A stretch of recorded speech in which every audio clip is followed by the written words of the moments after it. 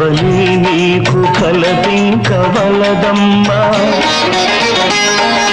తన కళ్ళతో జగతి చూపించగలడమ్మా